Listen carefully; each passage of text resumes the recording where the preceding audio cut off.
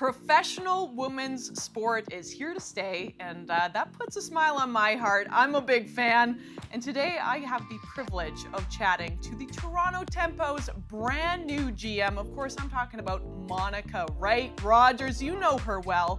She played in the W for 7 years, earning 2 championships along the way with the Minnesota Lynx, and most recently, she served as the assistant general manager for the Phoenix Mercury. I love it. I am so pumped to be chatting with you, Monica. Thank you so much for taking the time. I know you have been incredibly busy. Of course, the Tempo is Canada's first WNBA franchise, historic. Let's just start, though. You grew up in Virginia, Woodbridge in particular. Could you ever imagine yourself coming to Canada in the dead of winter with about 1 billion feet of snow, playing such an integral role for basketball in this country? You know, I've been just in love with women's sports all my life.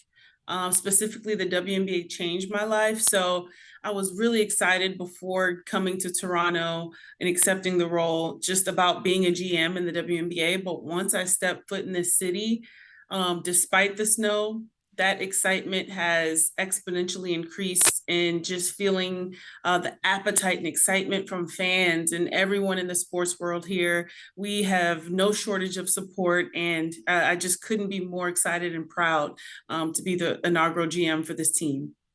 Toronto's excited to have you. What's the dominant emotion? I mean, just excitement for tip-off, or is it a little bit daunting knowing that there's probably a lot of work to get done before then? A little bit of both. I'm really excited to sign our first player. That's what excites me the most, because tip off really will take care of itself after that. But it's just understanding and learning about the community that really excites me. I can't wait for players to feel this as well. That's going to play a huge role in just recruiting free agents here. But overall, that this is a opportunity of a lifetime to build something from the ground up, lay the foundation for a great culture, and one that is very thoughtful and reflective of not just Toronto, but Canada's basketball, women's basketball culture. It is the first WNBA franchise, and I love it. I mean, there have been a lot of conversations. Okay, Toronto, but is it Team Canada? There's a lot of responsibility on your shoulders. I mean, how does that feel, I suppose? It feels great. Even as a player, I definitely embraced, number one, being a role model for whoever was looking up to me, or looking to step in a similar path. I embraced pressure. And there's really not much pressure. It's really opportunity, and ensuring that we seize every opportunity to make sure that we're competitive in this league, and always in the community, and ensuring that we have touch points across the country. You obviously know the game like the back of your hand, having won 2 championships. What's your philosophy in and around building a roster to ensure that the Tempo are successful right off the tip? Well, right away, I want to make sure I'm respectful to whoever our future head coach is, because that person and myself will be working hand in hand in building this roster and making sure that it's reflective of their and my on-court philosophy. And in partnership, we know a lot of the attributes of players, of what it takes to be successful here. And we really want players that, number one, are good quality people, and number two, are just competitors. That's something you can't really coach and teach, and it's a prerequisite to be in this organization.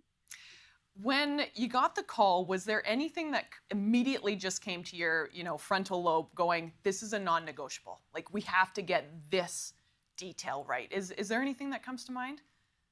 No, I mean, they really thought of everything, Oh. outside of the basketball aspect. Teresa and her team have done an enormously, just strategic and thorough job of ensuring that we will have everything that we need. Kudos to ownership as well.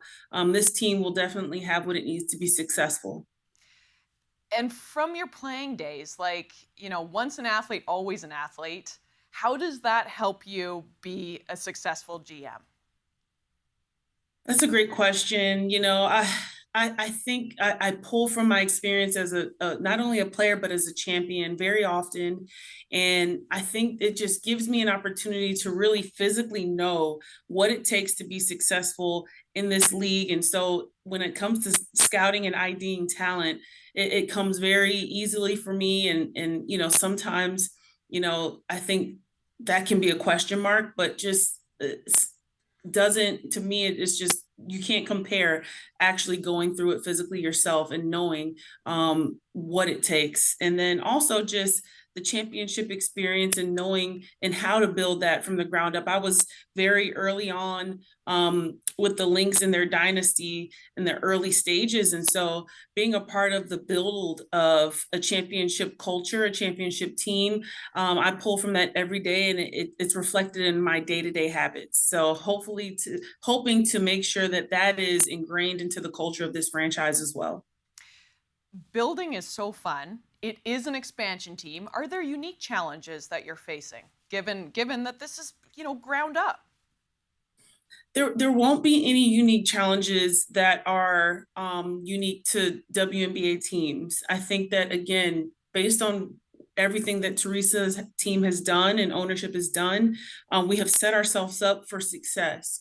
An expansion team, based on the history of expansion teams in this league, has some challenges. But again, if we can strategically ensure that we're proactive and putting ourselves in a position to be competitive, I really feel good about where we are. There's a lot of unknown, with the future of this league, the upcoming CBA, the unprecedented amount of free agents, and just a lot of talent coming into this league from international ranks, the NCAA ranks, and beyond. But again, in terms of our timeline, we've got time to pull the best brains together and strategize about how we want to approach this unprecedented time in the WNBA and women's sports as a whole. Yeah, it's just exciting for everyone. Like, even though I'm certain there's things that are coming that you go, wow, that's a little bit out of left field, like, it's so exciting. Yeah. You mentioned coaches. Any insight in that process? How's it going? I'm day 8 here in Toronto, and I definitely have been consistent in my messaging, which is, we will ensure that we have the right people at the table to initiate a thorough and very great coaches search, and we will look to have someone in place by expansion draft. That's true. And day 8, hey, you're doing a great job for 8 days on the job. Sorry. It's just everyone was so excited, of course. Yeah, folks are just so excited to have the W in the city. And I got to ask, I mean, Toronto Scepters, are you a hockey fan? Like, there's some cool women's pro teams in this city. I have not grown up watching hockey, but I can't wait to get to a live game. My family, we love live sports. I will be at all the live games and women's sports that Toronto has to offer in the coming seasons. Well, hockey and soccer, certainly they will welcome you with open arms. What do you really want this organization to build around to be successful for this first season? I think we build around what we have. I think we have a solid fan base. We have so many great attributes that we can sell to free agents that the city has. And this organization is very unique. It's the only international organization in the WNBA, and our players are very familiar with being international. And so there's so many things to build around. I mean, I can't speak for the off-court piece, but I'll say for the on-court piece, again, we want to build championship habits. And that's what we're looking to do in our day-to-day, and we'll do it every day. The WNBA has been leading in so many ways, and it has just been such an exciting time for women's professional sport. What do you attribute that to? Is there one factor? I mean, Caitlin Clark, of course, comes to mind, but there's just so many things that are building momentum at every given moment. I've been in it so long that I've always just loved the same enthusiasm everyone has. I've had it this entire time, my whole life. So, the WNBA has always had talent. And I think we're at a point in time where we see it taking strides and we see the investment. And I don't know what it's attributed to, but I'm definitely on board and very excited about this ride. Masai Ujiri and the Raptors, of course. I mean, 2019 was a watershed moment. What's relationship like with the Raptors, and what does that working relationship look like going forward? Well, as you know, Teresa has come here from, a tenured, successful career with the Raptors. And, I think that, they are an upstanding first class organization in the NBA, and everyone should aspire to be and carry out their basketball operation just like that. And so I think that there's a great relationship with the Raptors, and I hope to pick their brains and meet with them once they're a little bit calmer in their season, and just make sure that I've established a relationship with all the front office executives for all the professional sports teams here in Toronto. So you've been in the city for a little more than a week, so this might be a little bit of a gotcha question, but what have you learned about Torontonians and Toronto fans? I hope they're giving you the love. They are definitely giving me the love and support. I don't think I have had a negative word or comment. I mean, everyone is just so nice. And I really appreciate it, and I'm very thankful for it. I know that there's been some great food here.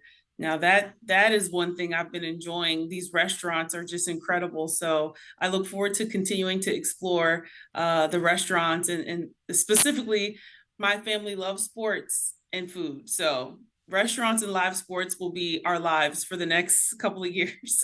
They're in good. You're in good hands. What's your cuisine of choice? I love all of it. I love Okay. all of it. But I've been at Caribbean cuisines recently, so I've been enjoying those, and I look to explore a couple other cuisines as well. I will go on a food tour with you any day. I don't want to invite myself, I'm but we can ready. make this work. Yeah. um, what should Canada expect from the Toronto Tempo this year, and obviously tip off being in spring 2026? Yeah, I mean, again, I'm speaking to the on-court component, and again, want to be respectful to our future head coach and how they want to play, but you'll see the game played the right way. I joke and say that you'll see an up-tempo game, but that could be premature. But you will definitely, without doubt, see players, staff, and coaches committed to the integrity of this game and to this community. Monica Wright Rogers, welcome to Canada. Thank you so much for taking the time, and best of luck in this historic journey. It's just very, very exciting. Thank you so much for having me. Thank you.